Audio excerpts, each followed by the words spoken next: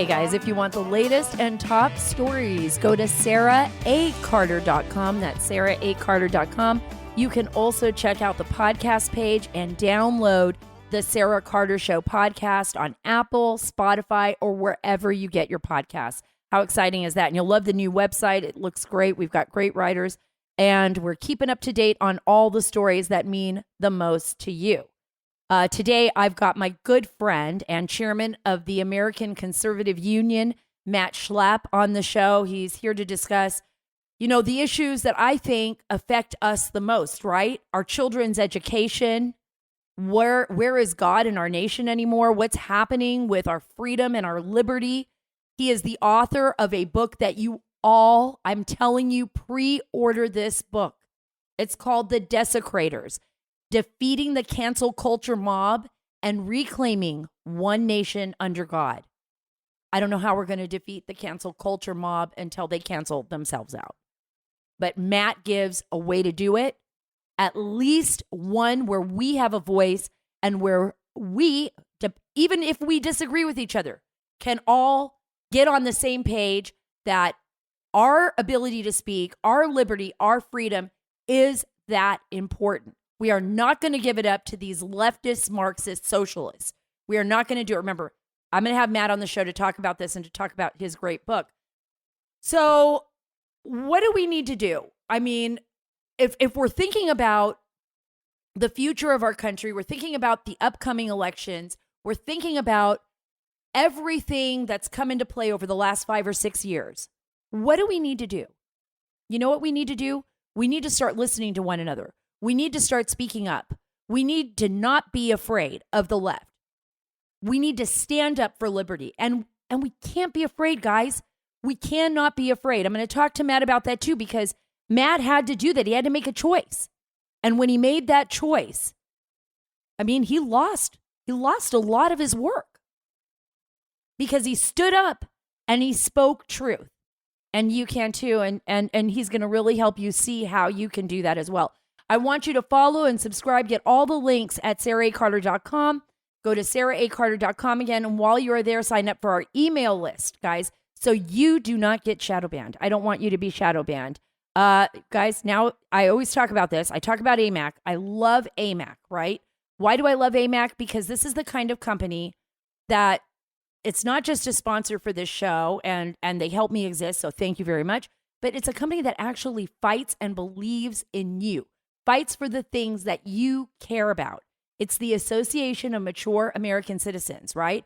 But you don't have to be 50 plus to join. AMAC actually welcomes everyone who cares about the future of our great republic and wants to stand against a progressive agenda. That's me. I know that's you. There is strength in numbers, and together we can bring one clear, resounding message to Washington, D.C. By joining AMAC, you are taking the first steps to saving the America you love. AMAC offers an alternative to just about every benefit that AARP offers, but without the liberal agenda, guys.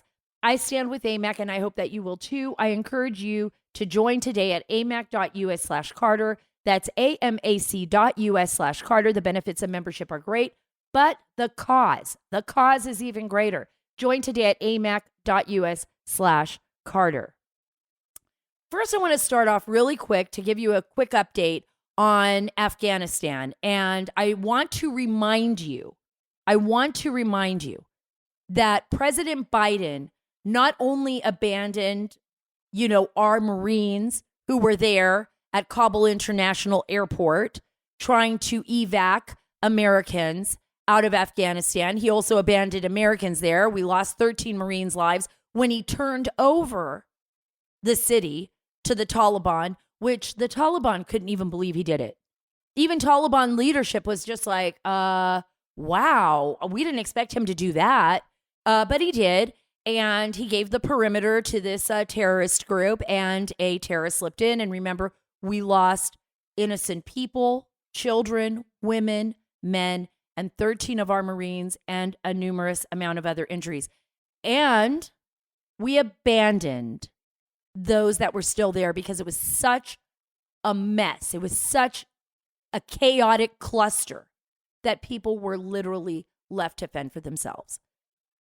Grateful that I was able to get some people out, some people that I truly love and care about. My former interpreter in Afghanistan and his wife and their baby, who are here in America now and appreciating every single minute of it. They are going to be relocated. They're on a military base still with many other Afghans. And in the next few days, they will be living the American dream. It will not be easy, but he is ready to go to work. He loves it. He is appreciative of anything and everything that he has received. And he is a true American at heart. And I'm just grateful for that, and grateful that his beautiful son and his wife are in such a remarkable, remarkable nation. And again, I'm going to have Matt Schlapp on the show, and he's going to be talking about why this is such a remarkable nation, his new book, and why we got to continue to fight for it, and why we have to wake up. We just need to wake up, guys. We need to wake up because it's so precious, this nation, and it's so fragile. You think it's not, but it is fragile. The foundation of it is not fragile in a sense. That document, our Constitution, our Bill of Rights, that is strong, but only if we believe in it enough to stand up for it. That's it.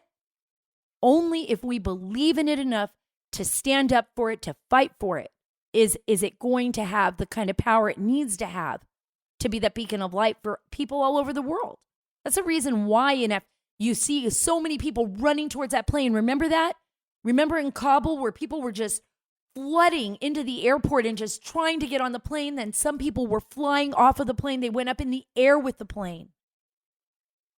And they were falling to, they lost their lives in such a horrific manner. When you see the faces of the children of Afghanistan and you know that their future is bleak. And right now there's a big story. Afghanistan is sliding into catastrophe. And it's our fault. It's from the London Sunday Times. And it's tragic. Russia's amassing more than 100,000 troops near its border. Ukraine is at the center of the world's attention. The outcome of Vladimir Putin's shadowboxing with NATO will have far-reaching ramifications for the security in Europe. But just over 2,000 miles to the southeast, across the Black Sea, a slower moving and quieter tragedy is unfolding. The West's shambolic exit from Afghanistan has left the broken country under the haphazard control of the Taliban. And some 23 million people, more than half of the population, will face starvation. I tell you this is not something that President Trump would have done. He would have pulled out of Afghanistan, but he wouldn't have pulled out all the way, and he wouldn't have left the Taliban and terrorists with U.S. supplies and armaments. And that's what they did. That's what the Biden administration did. Not only do we see an enormous amount of human suffering in Afghanistan right now, we also see a place which will become a safe haven again for terrorist organizations that are planning to target the United States. And by the way, with our border wide open, that's exactly what they're going to do. I'm going to segue here because I just, we got Matt coming up, and I want to touch on one more story before we get to Matt Schlapp. And it's CNN's Brian, quote unquote, the Potato Stelter. I know. That's his nickname in New York, guys. That's his nickname, the Potato. He is truly the king of all couch potatoes. He's upset right now that people are trusting Joe Rogan more than they trust places like CNN, and it scares him. I want to show all kinds of opinions. Which sounds great, but not all opinions are created equal. You think about major newsrooms like CNN that have health departments and desks and operations that work hard on verifying information on COVID-19. And then you have talk show stars like Joe Rogan who just wing it, who make it up as they go along. And because figures like Rogan are trusted by people that don't trust real newsrooms, we have a problem that's much bigger than Spotify, much bigger than any single platform, Kate. But that's what is the heart of this right now. Wow. Brian Stelter has some nerve, right? CNN has been like the epitome of fake news. By the way, its ratings stink. I mean, literally stink. I want you to think about, I'm on Sean Hannity's show all the time. And Tucker Carlson and Sean and Laura Ingraham are like carrying Fox. I mean, they're the amount of people that watch those shows. Opinion and news mix is huge. And the Five and everything. like, let me give you an example. Up to 6 million, 4 million, 3 million, people viewing on the cable shows out of Fox. Literally, Brian Stelter, I think we're lucky if 100,000 people even listen to him. I mean, he really needs like the entire, kaleidoscope of social media. It's like all swirling around with his potato, trying to tell us that what we need to listen to. By the way, Brian Stelter, Joe Rogan at least is asking the questions and bringing people on with opinions and opposing arguments. Your job, let me remind you again, when I was just a straight up journalist and I would work, and I'm more of a columnist and I opine and I have opinions about things. But when I started out as a journalist, you were supposed to hold the government accountable. You weren't supposed to hire government officials like they do at CNN all the time. But on the grounds, I know Fox and other networks do it too. But they hired these folks that actually leaked them information, like a payola, right? Like James Clapper, when he leaked the dodgy dossier. Remember that whole fake dossier that was put together with Hillary Clinton's money to target President Trump? Remember that came from a British spy that CNN so graciously spread all over the planet? Because you're a propaganda mouthpiece. You are a propaganda mouthpiece for John Brennan, James Clapper, Hillary Clinton, and the left. Don Lemon, he is always like upset and talking bad about Americans and like, why can't we understand the way he does? Your hatred for Trump and anybody who voted for him is so evident. And let me remind you again, your audience is like literally nothing. Like CNN's I don't even know how CNN survives. I think they survive because they actually pay to have CNN at the airports. So they pay the airports money and to show CNN. Although sometimes I see Fox now. So CNN, watch out for that. I see Fox at the airports as I'm traveling through. You guys, I want to talk to you really quick about My Pillow, and why I think they are the best company in America and make the best pillows, the best sheets, the best towels, slippers, and everything. Because of Mike Lindell. And he's a real patriot. And I think Mike Lindell's great. And I think his Giza Dream Sheets are top notch. And for a limited time, right now, you will receive 60% off any Giza Dream Sheets with the price as low as $39.99. Can you believe that? You can't get that anywhere. You can't get that anywhere except from My Pillow with Mike Lindell. It's made of the world's best cotton, grown only in a region between the Sahara Desert and the Mediterranean Sea and the Nile River. Its long staple cotton makes it ultra soft and breathable. I have them on my beds throughout my entire house. You can save 60% now with the Giza Dream Sheets flash sale. I want you to go to mypillow.com. That's mypillow.com. Click on the radio listener square and use promo code Carter, that's CARTER at checkout, or call 1-800-685-7221 to get the Giza Dream Sheets for as low as $39.99. You'll also find deep discounts on all My Pillow products, including the My Pillow mattress topper. How about that? It'll make your mattress feel like it's brand new. My Pillow towel sets, and so much more. These will all be gone in a flash, so head to mypillow.com, promo code Carter, or call 1-800-685-7221. Sleep better with mypillow.com. Okay, I'm so happy to have you on, Matt. I brag about you in the opening of the monologue. Chairman of the American Conservative Union, CPAC extraordinaire, and now author of the Desecrators. I almost said the Distractors of the Desecrators, defeating the cancel culture mob and reclaiming one nation under God. Thank you so much for being on the show. I really appreciate it because I know how much time. I think your problem, Sarah, is you were trying to say the Defecators, which would have been a great title because that's exactly what we think of them. Well, this is exactly why I love Matt, everyone. I have the best time. I follow him on Twitter. I tell you this all the time. You got to follow him on Twitter. Give out your Twitter handle just so everybody can start following you because you don't know what you're missing. @MSchlapp. @MSchlapp. You can MSCHLAPP. But this is very serious, Matt. I mean, as much fun as I have following you on Twitter, and you are great, you have a great sense of humor, you are also a true patriot and a warrior in the fight against what I see as a fundamental change that is happening in our nation. And if we don't wake up, we could end up losing the very foundation that our founding fathers established that allow us to have so much liberty and freedom. And I think over the last 4 or 5 years, you and I, Mercedes, everyone, we've become really close because we've seen this leftist Marxist regime take over the Democratic Party. Am I right or am I wrong? Yeah, Sarah, it's one of these interesting things. I've spent my whole career in politics, and I would have given you the answer that it's good when the Democratic Party goes too far left because that allows conservatives to beat them at the ballot box.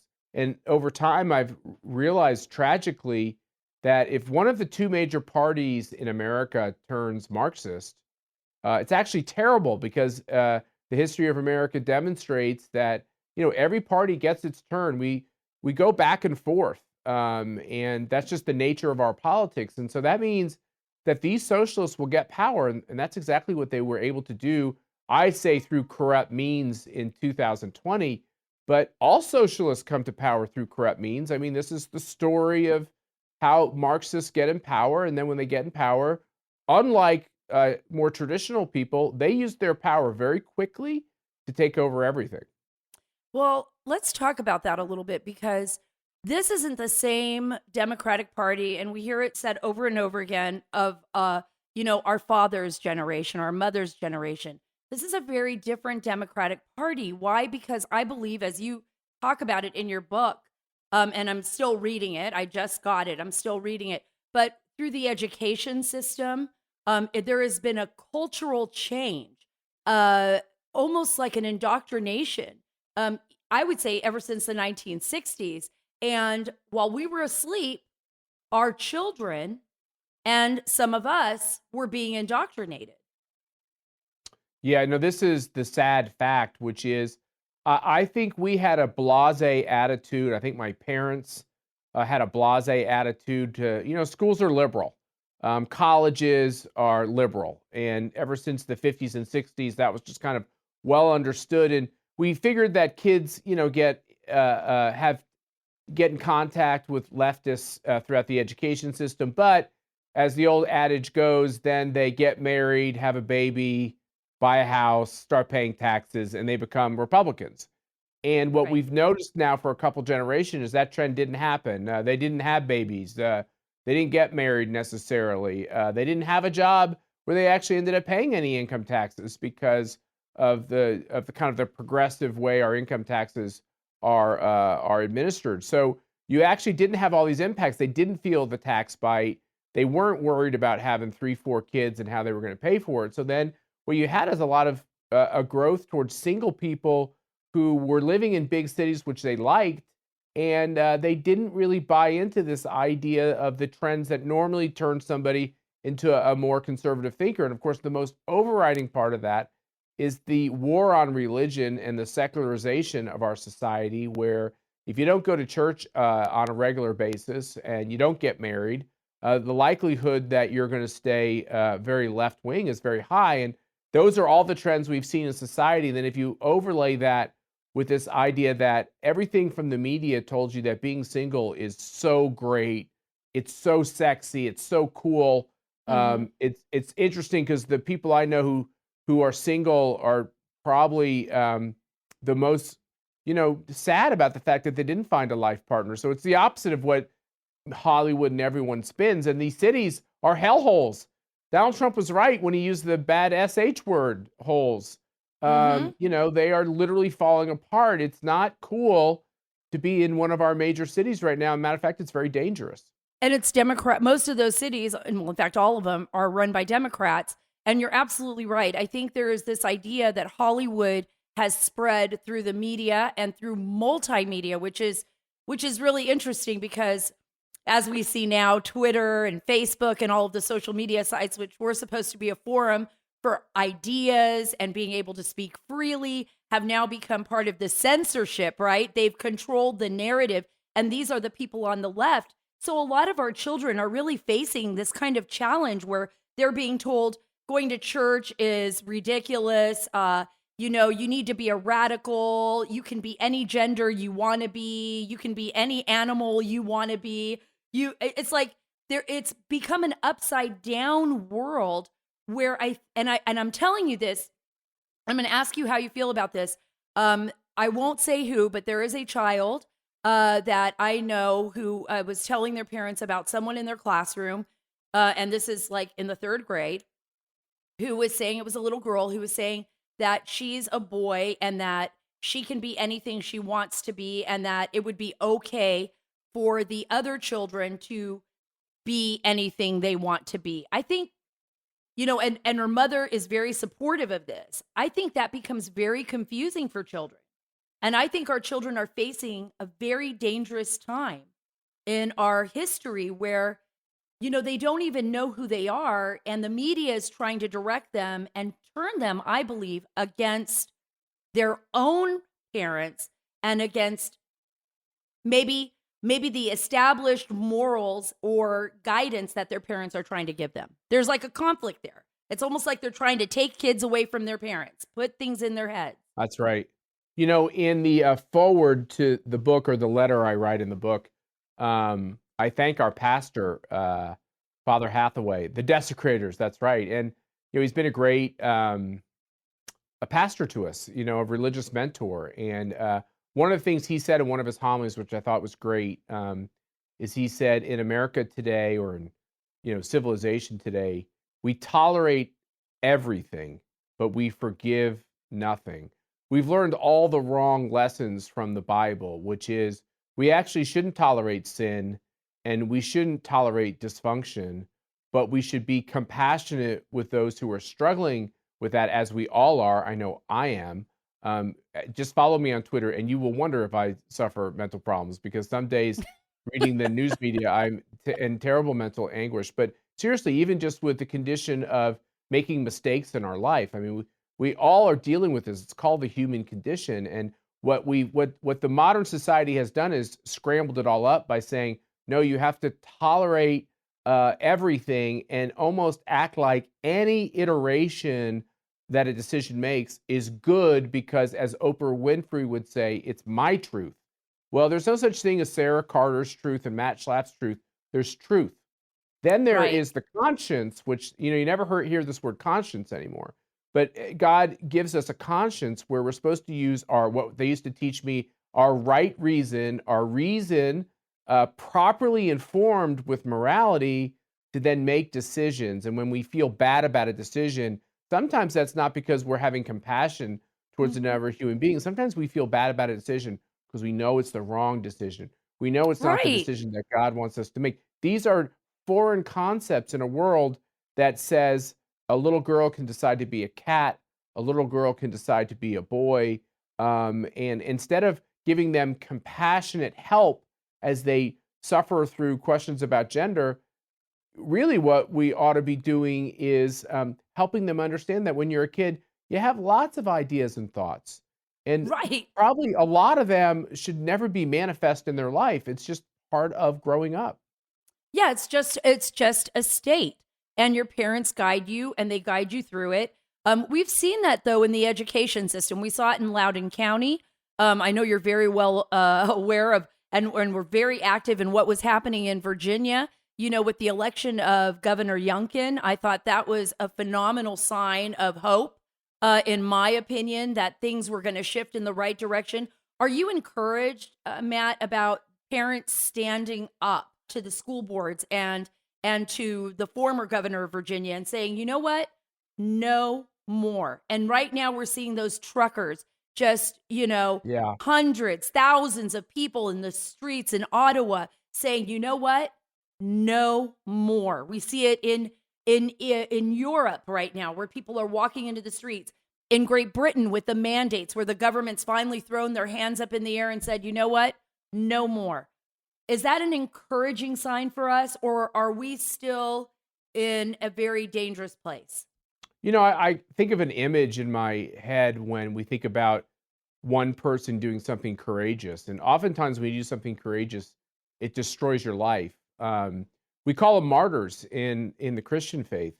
And I think about that I think it was a young man who stood in front of the tank in Tiananmen Square when I was a much younger person. I'm sure that person was immediately sent to a gulag, and I'm sure the life was snuffed from him. But it captured the whole world.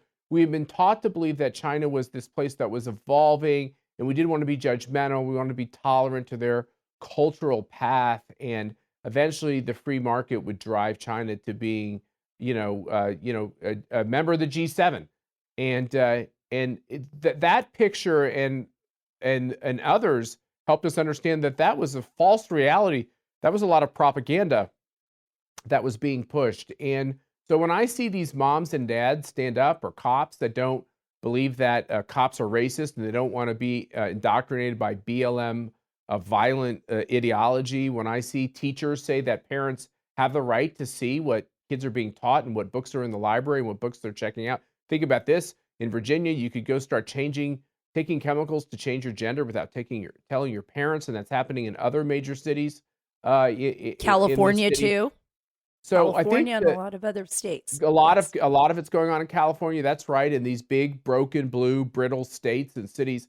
It's the reason why we wrote the book is that we're sitting in that study in my house, which you and Marty have both been to, and I've just been accused as the chairman of CPAC of starting an international super spreader of corona, when we had one documented case who came to CPAC that year and one case that left. I've since learned we had 2 cases that came and 2 cases that left. We did not have a super spreader. APAC was a few days away from CPAC. They had all the Democratic presidential candidates there. They had like a dozen cases. They got no scrutiny over any kind of super spreader. It was all about Trump. It was all about conservatives. I couldn't believe it was happening. And then I receded to my house, as I guess we all had to do as the world shut down. And then we had the George Floyd tragedy. Then we had BLM and race riots that took place all over the country, which then led into this idea that we'd have abnormalized voting, and we threw all the rules for voting out the windows because verification or IDs became racist too, and the socialists were able to come to power, as I say, corruptly. All of that happened in a short span, and at each one of those, I remember feeling in my soul just so much pain and anguish over each one. I couldn't believe it was happening, and you and I would try to go on TV and say these things, and it was hard. And, you were edited from being on guest lists because some of these things that needed to be said, it was uncomfortable for corporate media to hear. And so I just felt like I was losing my voice. I was losing my ability to talk about things. And what I realized is there's a spiritual element to all of these fights we're having in America. And I'm going to be probably arrogant to say I felt like what God was telling me through all of this kind of persecution of Americans who love America is it was my job, and my wife felt the same thing, it was her job, because we were losing so much, we lost a business, we lost so many things, that we just decided that we would be twice as bold, also making sure that we weren't just being obnoxious and peddling false information, but be twice as bold in standing up for these values. And that's why this book is here. That is what's going on in America. There is a spiritual battle that's going on in this country that is manifesting itself in corporate boardrooms, professional sports, every single election, everything you see on television. And there's more of us than there are of them, Sarah, which is why they had to cheat in the election. You never cheat when you're going to win. Right. So do you feel a psychopath? Well, do you feel like, because let's talk about election integrity really quick, Matt, this was, nobody could even now hardly say a thing. It's like we can't talk about mandates and the vaccine. And now we're finding out that ivermectin, at least in Japan right now, has a huge study that says, guess what? It actually is working against Omicron.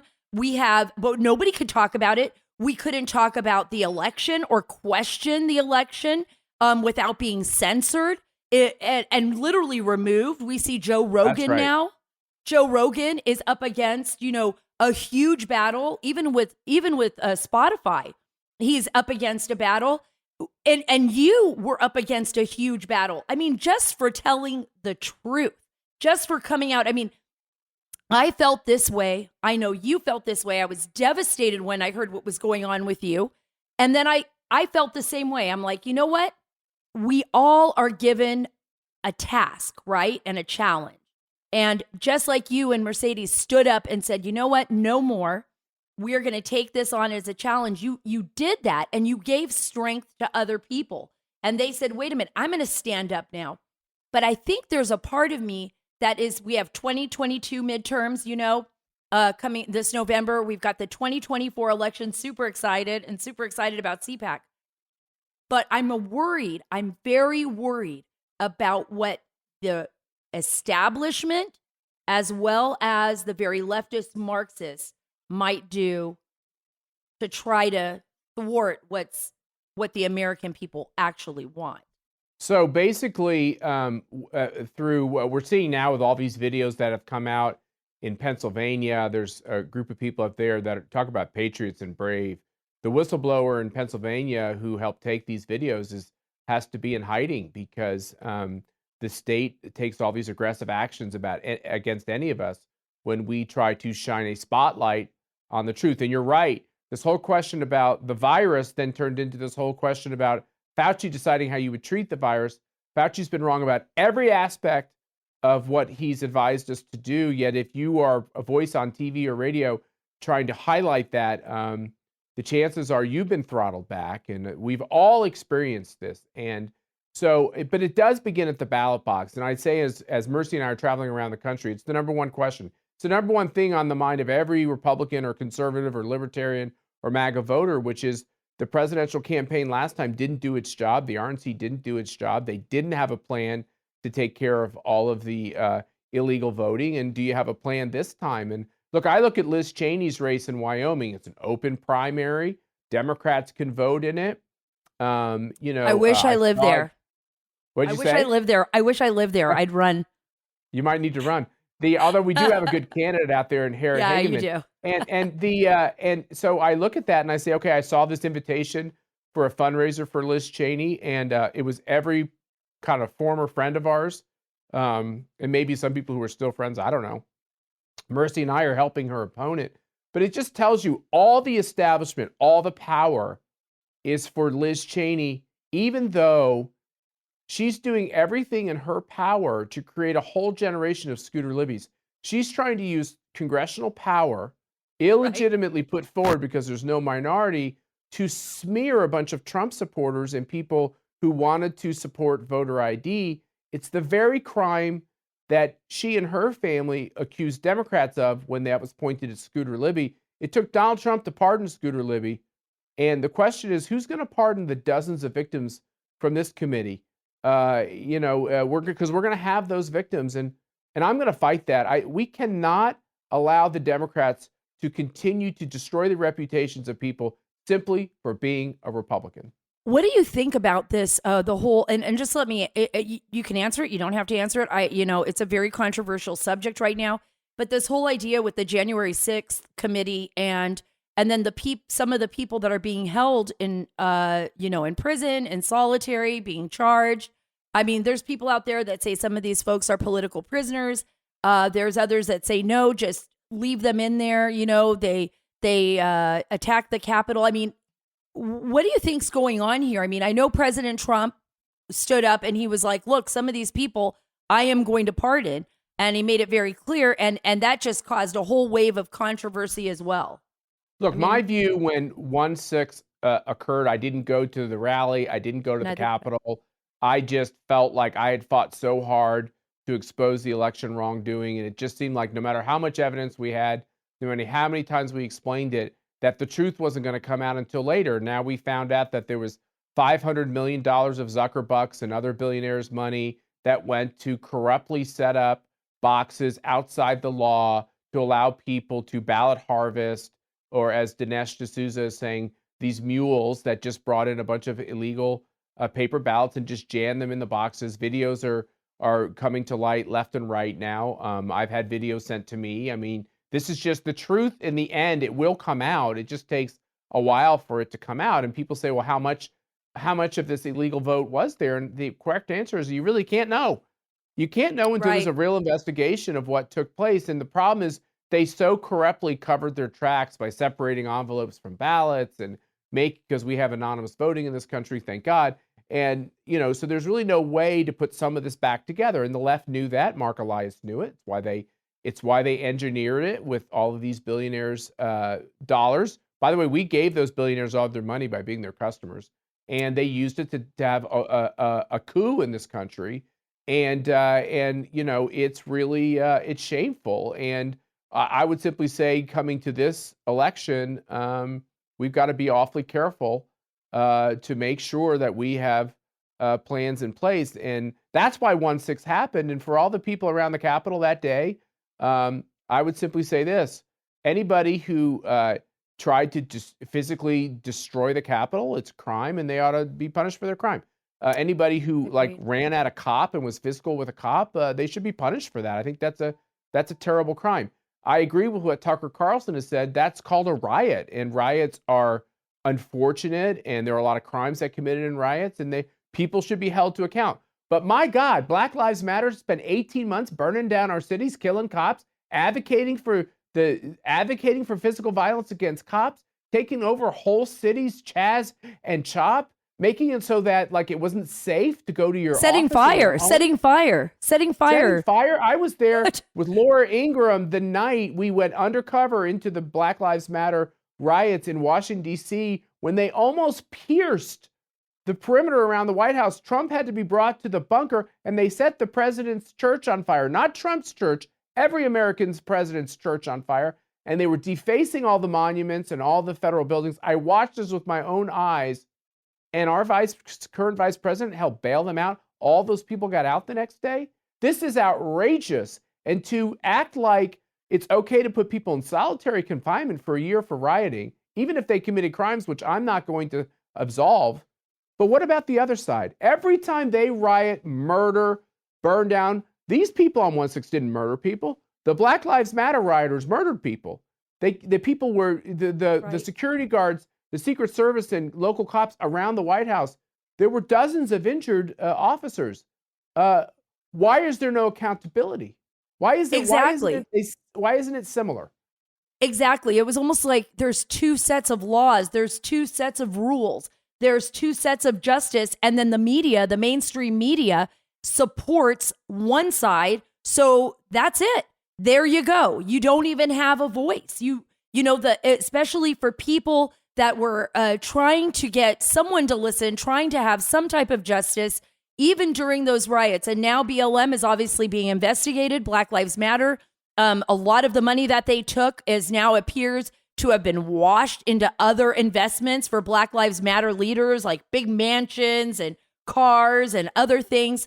So, yeah, you hope that CNN, MSNBC, CNBC, anybody, please just tell the truth. Just lay it out straight. Like, Matt, I agree with you, Matt. If you break something, if you destroyed something, you have to pay the price for it. But you don't have to pay the price like it was like you were going to overthrow the entire United States of America. It was a riot just like everything else. Last question, and this is the big one. I know I've kept you on much longer than you thought you were going to be on.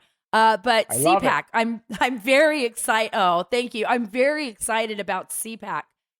We obviously know a 45 is going to be there.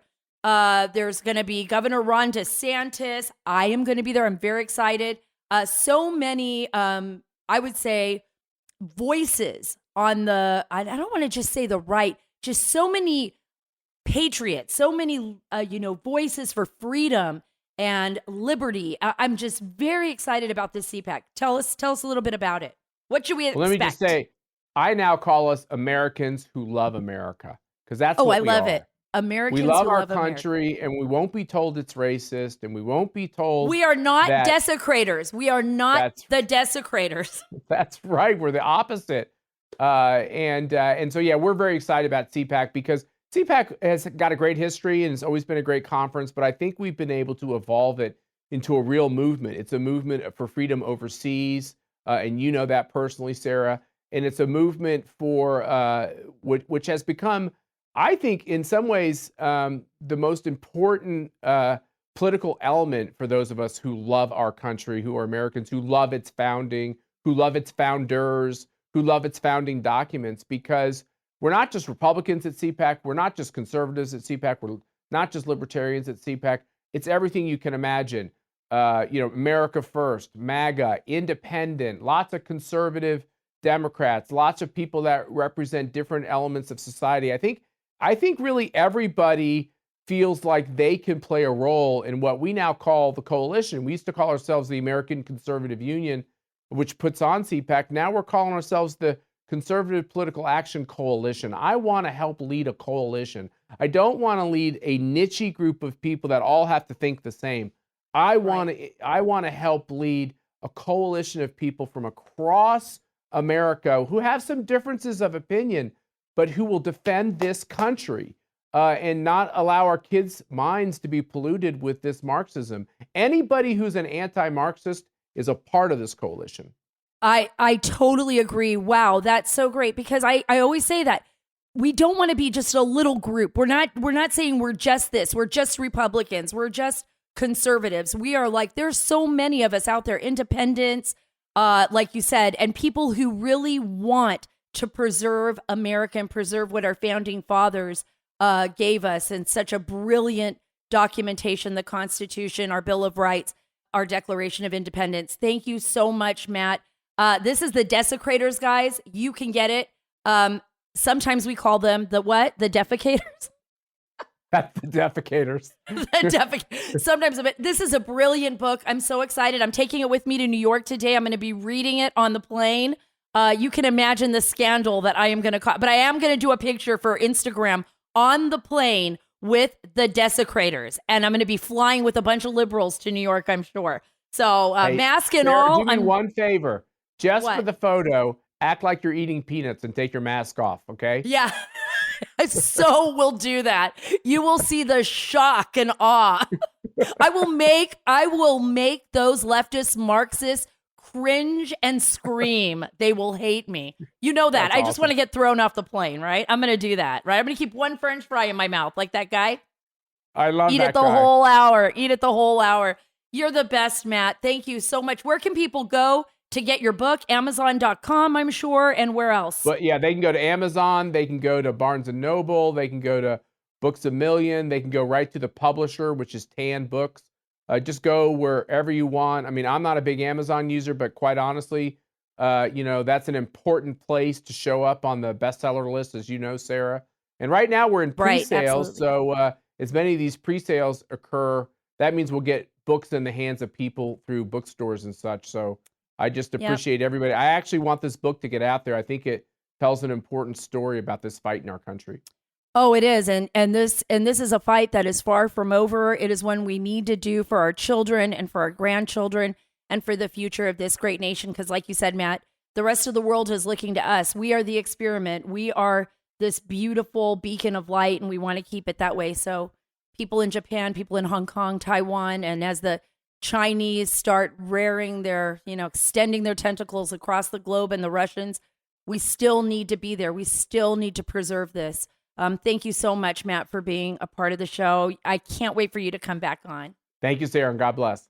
Before we go any further, I want to talk to you about the stock market. You all know how volatile the stock market is, mainly because we have an administration that is out of control, looking to increase our taxes, pandering to China, and mislead you about inflation. It's scary, actually. It's far worse than the few mean tweets that came out of Donald Trump's time in office, right? So Universal Coin and Bullion is offering a 1 ounce pure silver tribute coin. This is to honor better financial times to America's 45th president, Donald J. Trump, and it's going to be at their cost. You'll get a pure 1 ounce silver coin honoring former President Trump at the same price Universal Coin buys it from their vendors. Think about that. Throughout history, silver and gold have been a hedge against inflation and a guaranteed asset you can turn to when times are uncertain. And with Biden and Harris in office, the uncertainty seems to be getting worse, folks. Diversify your portfolio and add silver, pure silver Trump coin to your investments now. And guess what? It's postage free. Call 1-800-UCB-GOLD. That's 1-800-UCB-GOLD. Their professional staff, led by America's gold expert, Dr. Mike Fulgens, are waiting for you to call at 1-800-UCB-GOLD to get your pure silver President Trump tribute coin at dealer's cost. I thought it was fantastic having Matt on, and Matt brought something up that I think is really important. And he talked about remember the Tank Man? He was the unknown protester in Tiananmen Square who in 1989 stood in front of the Chinese Communist government's military apparatus, those tanks that were storming right into Tiananmen Square. And he was standing there with a grocery bag in his hand. And, we don't know his name. I mean, people call him Tank Man. They remember the Tiananmen Square incident. But he stood up. He stood up to China. He stood up to communism. He stood for freedom. And he still resonates today. And I have a big issue right now with the, 2022 Winter Olympics and the fact that these Olympics that are set to begin, this week are in a nation where the government has been sterilizing the Uyghur population, has encroached on liberties and freedoms all across the globe. And I have to wake up too and realize what's going on. I mean, we all do. The fentanyl that's pouring across our borders. Here is a man from Beijing in 1989 standing in front of those tanks making a statement like, hey guys, China is not going to turn into the capitalist state you thought just because you're playing footsie with China. China has its own ambitions. China has its own direction and its own political dreams. And it does not include liberty and freedom for people. It includes enslavement and control of the population, which is what we saw happen, I believe, with the COVID outbreaks. Think about it, guys. Even in the beginning, even if it was just an accidental leak out of the Wuhan lab or whatever, it was perfect for China because people were rising up against the Chinese in Hong Kong.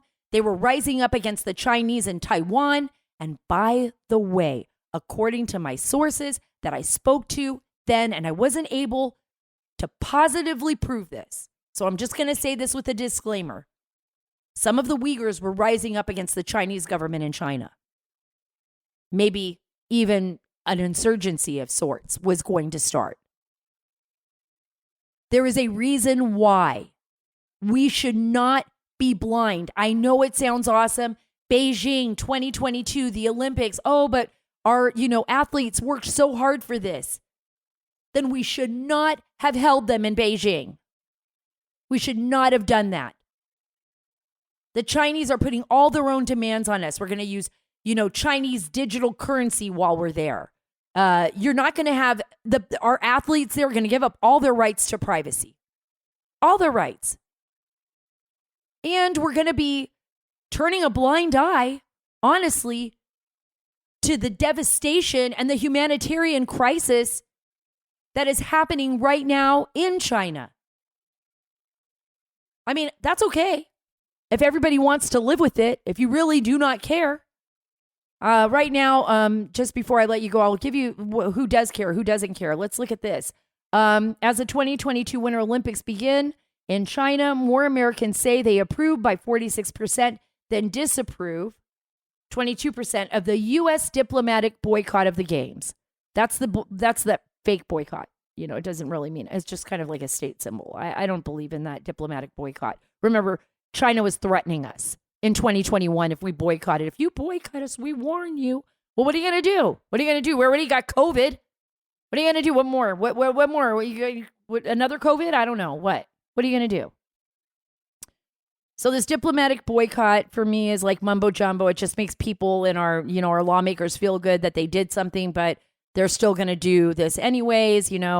I personally, I'm not going to watch it. I love our athletes. I wish them the best. I wish them safety, and I will pray for them and everything. But I personally, I find it kind of repulsive that out of all the places in the world, once again, we're going to allow the Chinese, with knowing what they've done, have their way and have the Olympics in China. Thank you so much for being a part of the Sara Carter Show. Thank you so much for being a part of our life, this great nation. I believe together, I hope this was a message of hope too. we could do it. We could do it as long as we stick together. Matt Schlapp is right. I want you guys to get out there. I know I keep bringing up his book. Matt did not pay me for this. Trust me. This is his book, The Desecrators. He is a great friend. He is a good American, and he's a true patriot. I want you to buy it. Matt Schlapp and Deal W. Hudson. Deal W. Hudson. Matt Schlapp, Deal W. Hudson. Get it at Amazon.com. Again, God bless you, and God bless the United States of America.